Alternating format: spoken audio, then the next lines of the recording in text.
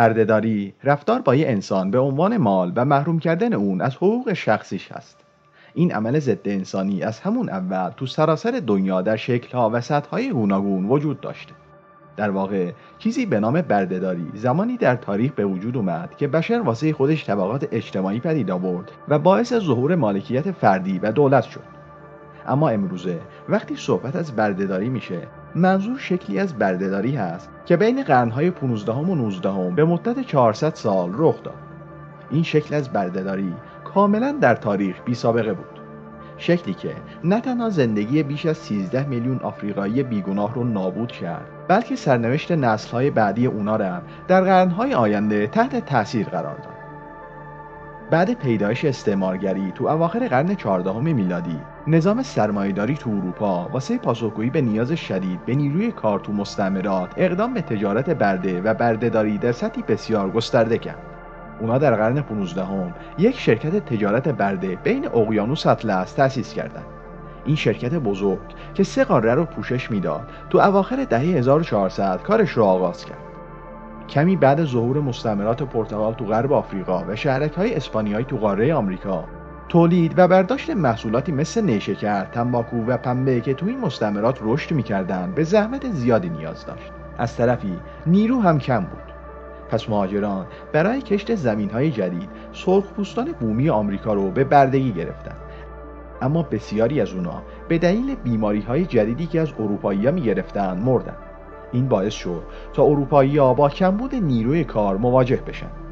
به این ترتیب اجبار به پاسخگویی به این تقاضای عظیم نظر اروپایی‌ها رو به قاره آفریقا معطوف کرد. همونطور که گفتیم، این درسته که برده کردن آفریقایی‌ها برای قرن‌ها به اشکال مختلف وجود داشته. قبل از اینا برده‌ها برای مدتی محدود به عنوان خدمتکار کار می‌کردند و سپس سر فرصت آزاد می‌شدند. اما بلایی که اروپایی‌ها تو دوران استعمار سر آفریقایی‌ها آوردن بی سابقه بود. اونا برای همیشه و نسل در نسل برده اروپایی‌ها موندن. در برخی جوامع برده‌ها میتونستن بخشی از خانواده‌ها باشن. اونا صاحب زمین‌های خصوصی میشدن و حتی به مناصب قدرت میرسیدن. اما زمانی که کاپیتان‌های سفیدپوست با شاهان آفریقایی طماع دست به یکی شدن، اوضاع فرق کرد. کاپیتان‌های اروپایی کالاهای تولیدی و سلاح‌های گرم رو به پادشاهان و بازرگانان آفریقایی میدادند و در ازای اون برده‌های سیاه‌پوست رو میگرفتند. تجار آفریقایی توضیح میدادند که برده‌هایی که فروخته شدن آفریقایی نیستند، بلکه از مجرمین و یا اسرای جنگی از قبایل متخاصم هستند.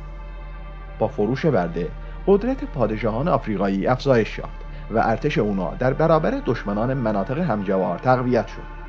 پادشاهی‌های آفریقایی واقعاً از تجارت برده شکوفا شدند. سود فروش برده از یک طرف و نیاز به پاسخگویی به تقاضای عظیم اروپا از طرف دیگه، رقابت شدیدی بین پادشاهی‌های آفریقایی ایجاد کرد. قانونی تصویب شد که مجازات هر عمل مجرمانه‌ای برده شدن هست. رقابت برای تولید برده جنگ‌ها را هم افزایش داد.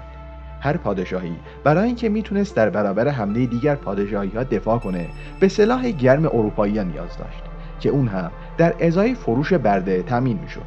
بنابراین تجارت برده به نوعی مسابقه تسلیحاتی تبدیل شد که جوامع و اقتصادها رو در سراسر آفریقا دگرگون کرد. در مورد خود بردگان، اونا حالا با وحشیگری غیرقابل تصوری روبرو بودند. اونا به قلعه‌های بردگان تو ساحل منتقل می‌شدن. تمام موهاشون برای جلوگیری از شپش تراشیده میشد. بهشون مارک می‌زدن و بعد همشونو به روی کشتی‌هایی که به سمت قاره آمریکا می‌رفتن بار می‌زدن. حدود 20% از اونا دیگه هرگز خشکی رو ندیدن و تو همون دریا مردن. تو کشتی‌ها تا حد امکان مردا رو به زیر عرشه منتقل می‌کردن که به دلیل نبود سرویس بهداشتی بسیاری بر اثر بیماری جون خودشون رو از دست میدادن. اونایی هم که نمی‌مردن به خاطر ترس از عفونت مینداختنشون تو دریا.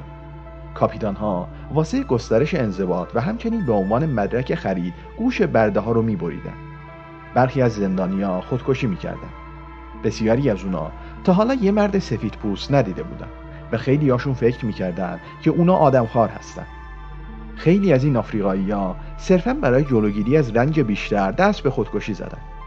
بیشترشون با گرسنگی دادن خودشونو کشتن با این باور که مرگ روح اونا رو به سرزمینشون برمیگردونه. کسایی هم که زنده موندن انسانیت خودشون رو از دست دادن. با اونا مثل یک کالا رفتار میشد. زنان و کودکان روی عرشه موندن و مورد تحقیر قرار گرفتن.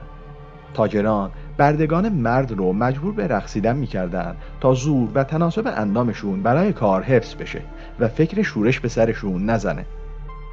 حالا با همه اینا سوالی که چرا دنیا به این نقطه رسید؟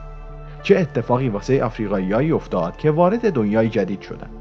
و چگونه میراث بردهداری هنوز بر فرزندان اونا تأثیر میذاره؟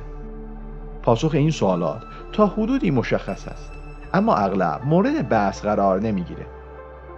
عواقب تجارت برده تو اقیانوس اطلس بر آینده آفریقا فقط این نبود که این قاره 10 میلیون نفر از جمعیت شاغل خودش رو از دست داد، بلکه چون بیشتر بردگان مرد بودند، این تو دراز مدت تأثیر جمعیتی منفی به این قاره گذاشت.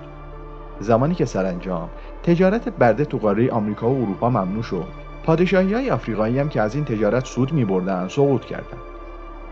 همین هم منجر شد تا خاک آفریقا در برابر تهاجم و استعمار آسیب پذیرتر بشه.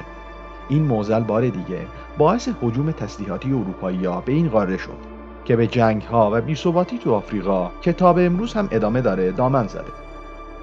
تجارت برده تو اقیانوس اطلس همچنین به قوی شدن ریشه‌های نژاد پرستی کمک کرد. اروپایی‌ها از اونجایی که دینی رو تبلیغ می‌کردند که از مدت‌ها پیش بردگی مسیحیان رو ممنوع کرده بود، برای اینکه بتونن توجیه لازم واسه این اقدامات غیر انسانی رو درست کنن، ادعا کردند که آفریقایی‌ها از نظر بیولوژیکی پستر هستند و آفریده شدن تا برده باشن. اگرچه تجارت برده به اون شکلی که تو اقیانوس اطلس رواج داشت الان از بین رفته و اون حجم از بی‌عدالتی در مقیاسی وسیع دیگه وجود نداره، اما میراث اون هنوز در جای دنیای ما گسترده است، حتی اگه تجارت برده ممنوع شده و از بین رفته باشه. اگه از این ویدیو خوشتون اومده ممنون میشیم که اونو لایک کنید و اگه میخواید هنگام آپلود ویدیوهای جدید توی کانال ازش باخبر بشین حتما کانال رو ساب کنید. سپاس از اینکه این ویدیو رو تماشا کردید. تا ویدیوهای بعدی بدرود.